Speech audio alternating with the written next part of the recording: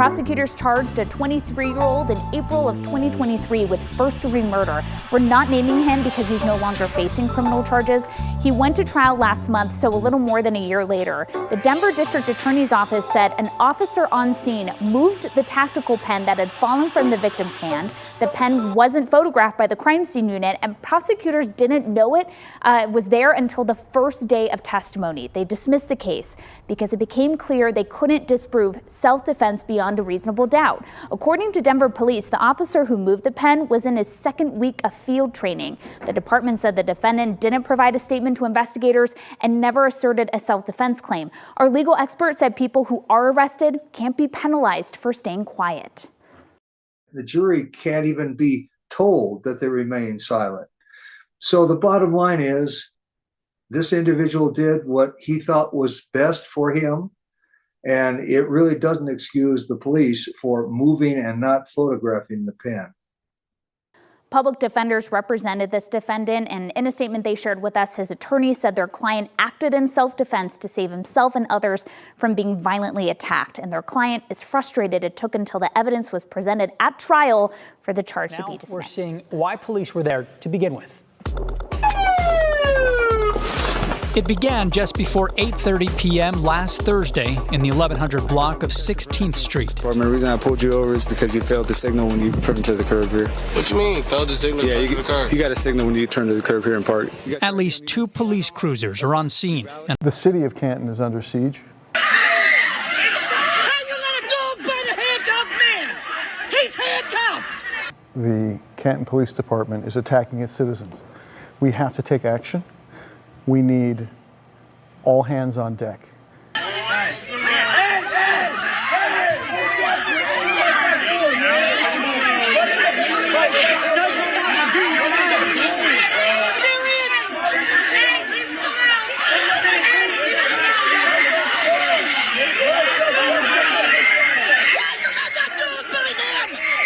Officers question and detain the driver and his passenger as another officer begins searching the car. About a minute later, Turn around. For what? You're on handcuffs. For what? The officer recovers what police say is a loaded concealed handgun from the driver's side. They have no probable cause to pull us over. The police report says the suspect is prohibited from having firearms, but the arrest riles up family and neighbors. I need everybody to the side of the road right now. Ain't nobody doing. Get on the side. Go flex your muscles somewhere else. As an officer continues to search the car, more officers arrive, and emotions are running high. About 20 minutes after police first arrived on scene, Officer Nicholas Casto deploys his canine on a man face down with his hands behind his back. They fed my client to a dog. And in that sense, they've declared that human beings in Canton are meaningless. And so what we need is people in power to say that the city must honor the law. They cannot allow people to be attacked by dogs when they're handcuffed. They cannot shoot people who are unarmed. They can't do these things anymore. There's a problem in Canton. And Russ, I represent 3 deceased men and now 1 who's been fed to a dog. And we need the state of Ohio, the governor, we need the DOJ, we need local law enforcement to take action and stop this. I spoke to the leader of the Stark County NAACP today, Reverend Hector McDaniel, and he said reform is coming. He's talking to the police department there, he's talking to the mayor, he's optimistic reform is coming to Canton. What are your thoughts on that? I join him in that hope. I want that for Northeast Ohio. It's the home of the Football Hall of Fame, and it cannot be the Hall of Shame. We cannot have this happen anymore. So I really hope he's right. What's the next step for you, your client at this point? Oh, there's going to be many steps ahead. We've got a community that's supporting my client, and we expect, as this story takes life, that we will be seeing you in front of the cameras again, and we expect that they will be telling their story, and we hope for a dialogue. We really need, I can't emphasize this enough. On the way here, I was thinking, what can I really say that makes sense? We need to communicate about the problems in Canton. They are real. This is a department that is sick. It needs to be fixed. And we're willing. Oh, cops, you guys get off easy. Listen, I hate to be a hopeless pedantic, but you can fit an awful lot in a headline. Sometimes too much, I know. That's my problem. I do that too. But the crux of the story is in the first sentence. But let's go ahead and read this headline. I'm not doing anything wrong. California cops refused to tell black man why they wanted to search his car. Instead, they shattered his car window and arrest him. Shocking video shows. And that's the headline. But the story is this. Nicholas Hoskins, a 31-year-old black man from San Diego, spent 8 years, count them, in prison on a false conviction before the California Supreme Court overturned his conviction for lack of evidence and set him free. But since his release in February 2023, he has been pulled over several times by San Diego police over minor infractions like a broken taillight, tinted windows, and rolling through a stop sign. It was the latest stop in May for rolling through a stop sign that resulted in police shattering his passenger side window after he refused to step out of the car to allow them to search it for weapons. Oh, got to look in that car for weapons, America. Uh-oh, look at him. We've seen that old familiar scene before, a time or 10. Hoskins, who was on his way to pick up his son at a bus stop, repeatedly asked police what the probable cause was. They had to search the vehicle without consent, but they refused to answer his question, forcing him out of the car and handcuffing him. I think we just saw a little something like that early on in the show, didn't we, folks? Okay, police searched the car and found no weapons, but transported Hoskins to the police department before releasing him with a citation for resisting arrest. He ended up paying $1,000 to get his car back from the impound. Those impound lots are usually owned by these goofy cops' first cousin, which, by the way, was their first love.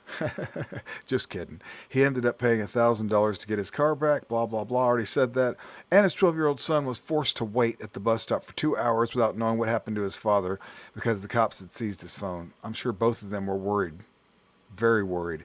Hoskins now retained an attorney and is planning on filing a lawsuit. Oh, you need to look up into old Imola, whatever it is. I think that person's in Akron, though. So, you guys, thanks for sticking around, you guys. I appreciate you guys watching the Bad Apple Report and putting up with my antics. It says here, it's kind of demeaning, emasculating. Sometimes I feel like I'm not a man, Hoskins said in an interview with NBC. Police will never admit it, but multiple studies and investigations show several decades show the police across the country tend to target black drivers at a much higher rate than Hispanic drivers for minor traffic infractions. Okay. Cops, if you look suspicious to them, they're coming for you. The latest investigation was conducted by NBC San Diego in an article about Hoskins. The article looked at 406,000 traffic stops. I'm glad they added that 406 there. Okay. Conducted by San Diego police during a 5-year period in 2019 and 2023. That's a lot, dang. Determining that black people made up 22.5% of all traffic stops despite making up only 6% of the city's population. Okay. That is saying something. Okay. I'm not sure exactly what it's saying, but we know what's happening. The investigation also determined that 30% of the traffic stops involving black people result in police searching their car, compared to 23% for Hispanics and 90% for white people. Nevertheless, the police found guns, drugs, alcohol, and stolen property in 25% of the searches conducted on black, Hispanic, and white people, the investigation revealed. The conversation between Hoskins and San Diego police went as follows. After he was ordered to step out of the car, and here we go, folks. Oh, no. Hoskins, I have 15 minutes to get to my son. He's dropped off at the bus stop at 4:30. The officer says, Nicholas, I'm going to open the door. You're going to undo your seatbelt for me, okay? You're an adult. I want you to go with the program here. I don't want to have to. What's the probable cause for a search? Unlock the door for me. Oh, we know how it's going to go, folks. Nicholas, unlock the door. What is the problem? Oh, dang it. Here we go. The cop doesn't need to have. This doesn't need to happen, man. Here's the cop saying I'm fixing to do some really bad stuff because my mama and daddy didn't train me right. Hoskins, it doesn't need to happen. You guys don't need to search me. I'm about to go pick up my son. I'm a law-abiding citizen. I'm a tax-paying citizen. I'm not on paperwork or parole. I'm not doing anything wrong. And that should be enough said at that moment. Okay, I'm breaking your window. Oh, Lordy, here comes. Here comes the false conviction. Hoskins told NBC that he was a stupid teenager back in the day, looking cool, trying to attract the girls when he posted himself on Facebook, throwing up gang signs. Everybody did it. Almost everybody had a house party. Hoskins told NBC, I was stupid teenager. It's all I can say. I was ignorant, stupid teenager. Okay, this is about his prior conviction here. Or, yes. He would also post lyrics to rap songs on Facebook celebrating, murder, which along with the photos were used by the jury to convict him of conspiracy to commit murder. He was sentenced to 25 years to life. Oh, dang, yeah. Woo. He spent 8 years in prison where he said he attempted to take his own life, dang it, on 2 occasions before the California Supreme Court overturned his conviction after justices unanimously agreed there was no evidence directly tying him to any kind of a murder. Okay.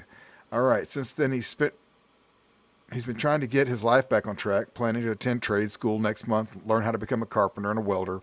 But he's tired of being treated like a violent criminal when there's no evidence or probable cause to indicate he is a violent offender. San Diego Police Department Jeffrey Jordan told NBC that no reason for the disparity in the traffic stop is the police were following orders from elected officials. Okay. Again, we're going to police the way that we're directed, he said. Okay. Hell with the Constitution. The way our community directs us, the way our elected officials are directing us. Cops are such orcs. Okay, that's it. That's what the cops say to this man. And I don't know what's going to happen. I didn't hear of any kind of a big old lawsuit, but I think it's going to be coming. Okay, folks, on with the show. The Scorpion unit was the crime assault unit that was already in place and was being modified to the Scorpion unit. Well, good evening, Pepper. Pleased to meet you as well. What's going on down there in Memphis, Pepper? A year and a half after the death of Tyree Nichols, and there are still questions about the MPD's Scorpion unit. Thank you for joining us tonight at 6. I'm Pepper Baker. Tonight, ABC 24 News obtained internal documents that contradict what Interim Police Chief C.J. Davis previously claimed about the Scorpion unit's creation. ABC 24's Scott Mattis is live in studio with the details. January 9th of this year, C.J. Davis went before Memphis City Council as a part of a confirmation hearing, and she was asked some pretty direct questions like, when was this unit created and who created it? She says it was there before she got there, though under a different name. But this document that I'm holding paints possibly a different story. Who set up the Scorpion unit? Where did that come from? Was that your idea, and did you bring it? This was Memphis City Councilman Dr. Jeff Warren last January at a confirmation hearing for interim Memphis Police Chief C.J. Davis. Nearly 1 year to the day after Tyree Nichols was beaten so severely by MPD Scorpion unit officers, he died. The Memphis Police Department has had criminal apprehension teams for many, many years. The criminal apprehension teams that were in place when I came to Memphis. There was a name change. Chief Davis claimed at the hearing that she did not create the Scorpion unit and that specialized interdiction teams were already in place prior to her April 2021 appointment to the position. Those units existed when I got here. But according to Memphis police documents dated November of 2021 obtained by ABC 24 News, MPD says they were introducing a newly formed unit within the MPD, dubbed the Scorpion Unit. The crime assault unit was already in place when Davis was pinned with the gold badge in 2021, but was later renamed the Scorpion Unit because of modifications made to that unit. I think what she said was what this unit was a modification of the unit that was already in place. But I discovered yet another Memphis Police Department internal document dated May of 2022, which contradicts the previous memo, saying effective immediately, the criminal apprehension team would now be called the Scorpion Unit. Now it seems to be clear that this was more than a name change. ABC 24 News has also discovered the Scorpion unit within the Memphis Police Department was created just 2 months after MPD's assistant chief, Sean Jones, arrived in Memphis. Jones had previously worked with the Fulton County Sheriff's Office in metropolitan Atlanta, where they too, according to reports, had their own Scorpion unit. Memphis City Councilman J.B. Smiley says this new revelation now brings up more questions than the council has answers. When we talk about what happened in January when we were going through the confirmation hearings, I think many council members just wanted complete candor. And I'm not sure if all the truth made its way to the council. Now I'm just curious to see what the council says after this new information has come to light. Now, I did reach out to interim Memphis Police Chief C.J. Davis for a comment, but I have not received a response just yet. Reporting live in studio, I'm Scott Mattis. The plot thickens there, Scott. Thank you. Okay, wonderful people. That's a wrap. I say wonderful people. I mean wonderful person. And no, I'm not getting into pronouns and whatnot. I don't even know if that's a pronoun.